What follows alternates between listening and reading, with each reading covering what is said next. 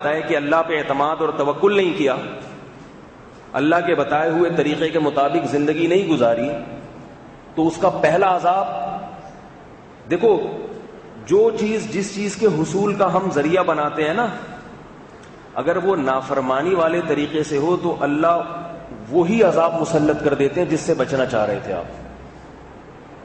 تو لوگ یہ کرتے ہیں ٹینشن سے بچنے کے لیے، تو اللہ اسی چیز کو ٹینشن کا ذریعہ بنا دیتے ہیں. تو پہلا عذاب یہ آتا ہے ٹینشن. دوسرا عذاب اس سے بھی بڑا ہے. گھروں میں جب پریشانیاں آتی ہیں اللہ کی نافرمانی سے، تو یہ دوسرا عذاب خوب اچھی طرح سمجھیں. یہ بہت لوگوں کی سمجھ میں نہیں آ رہا، چیخ رہا ہوں میں 10 سال سے. دوسرا عذاب یہ ہوتا ہے کہ بجائے گناہوں سے توبہ کرنے کے، اللہ تعالیٰ اس کو تاریخ چغتائی اور دوسرے روحانی علاج والوں کے جال میں پھنسا دیتے ہیں کہ اب قری رسالہ لگوا لو، اس میں وظیفے لکھے وہ پڑھ کے، یا فلاں جگہ مفتی بیٹھا ہوا ہے، فلاں جگہ عامل بیٹھا ہوا ہے، فلاں دیوبندی ہے، فلاں ریونڈ سے فارغ ہے، فلاں بہت بڑا مفتی ہے، وہ قرآن سے کچھ چیزیں تمہیں بتا دے گا، وہ پڑھ کے اپنے گھر کا علاج کراؤ. یہ دوسرا عذاب ہوتا ہے جو اللہ اس کے اوپر مسلط کرتے ہیں. حالانکہ اس کا حل یہ تھا کہ اللہ کے سامنے گڑ گڑا کے توبہ کرتا کہ اللہ بہت ساری چیزوں میں تو نے مجھے حکم دیا تھا کہ میں تجھ پر اعتماد کروں، مگر میں نے تیری ذات پر اعتماد نہیں کیا، جس کی وجہ سے مجھ پر یہ مصیبتیں. اب میں توبہ کر کے اپنی زندگی کو شریعت کے مطابق گزاروں گا. لیکن روحانی علاج والے اس کی سوچ اور فکر کو تبدیل کر دیتے ہیں. نہیں آ رہی میرا خیال ہے، بس میرا خیال ہے نہیں آ رہی ہے. تو روحانی علاج والے کیا کرتے ہیں؟ کہہ رہے ہیں رسالہ لگوا لو، پریشانیاں ختم ہو جائیں گی تمہاری. صبح یہ پڑھا کرو، شام یہ پڑھا کرو. کوئی پوچھنے والا نہیں ہے کہ تجھے پتہ کہاں سے چلا کہ یہ پڑھنے سے یہ ہوگا. کوئی ڈاکٹر کوئی دوا دے نا، دوا اسے قانونی گرفت کی جا سکتی ہے کہ تم نے جو یہ مریض کو دوا دی ہے اس بیماری کی، تمہارے پاس کیا دلیل ہے کہ اس گولی میں اس بیماری کی شفا ہے.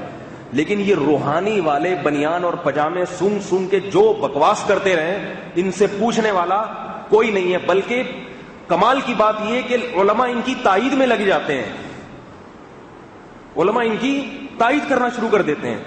میں جب بتاتا ہوں نا یہ فراڈی ہیں، تو مجھ پہ علماء کا اعتراض ہوتا ہے آپ کو کیسے پتا چلے یہ فراڈی ہیں.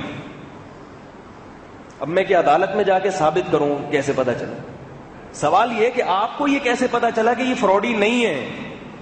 ابے بھائی، جس ڈاکٹر نے آپ کو گولی دی ہے تو گولی کے بارے میں اس سے پوچھا جائے گا کہ آپ کے پاس کیا ثبوت ہے کہ یہ میڈیکل سائنس میں اس بیماری کی یہ دوا ہے. ثبوت پیش کرنا ڈاکٹر کی ذمہ داری ہے.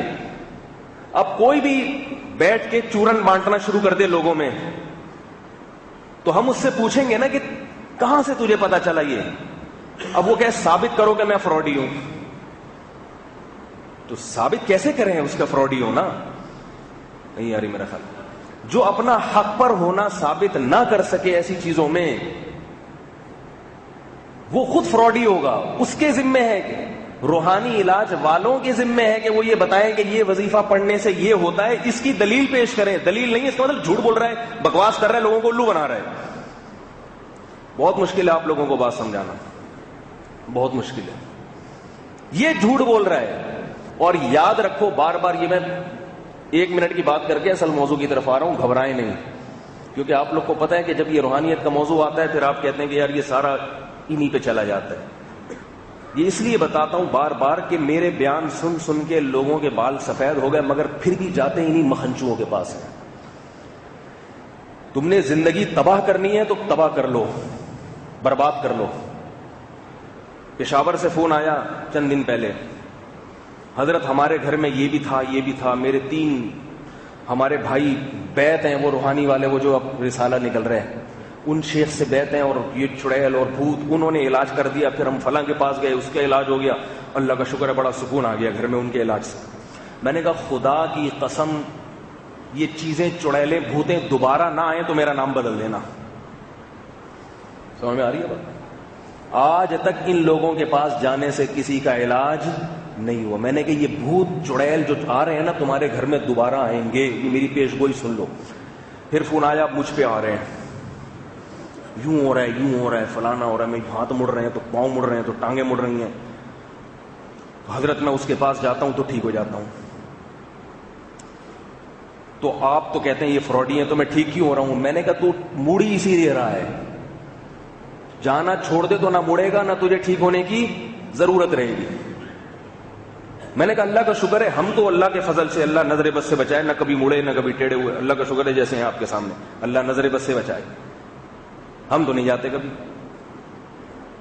تو میں نے کہا جانا چھوڑ دے، تو وہ جانا اس نے چھوڑا میرے مشورے پر، تو فون آیا کہ اور مڑ رہا ہوں۔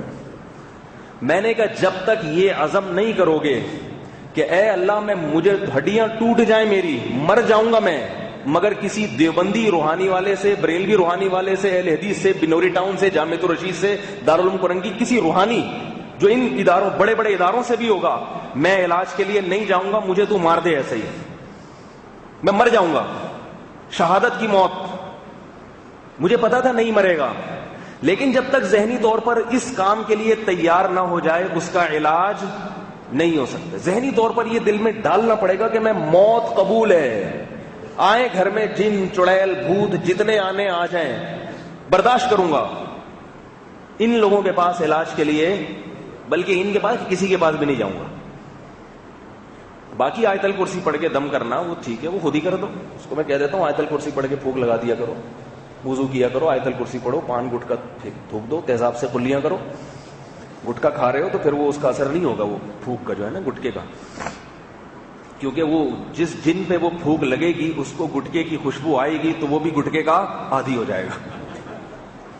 گٹکے کی ایسی نشہ ہے گٹکے کا، کیونکہ یہ جو تمباکو اور گٹکا یہ تو جانوروں کو اس کی لت پڑ جاتی ہے، جانور نشے کے عادی ہو جاتے ہیں، جن بھی تو ایک چیز ہے، مخلوق ہے، تو وہ پھر وہ پھونک سونگنے آئے گا تمہاری، بولے یار بڑا مزہ آیا تھا اس نے جب پھونکا تھا۔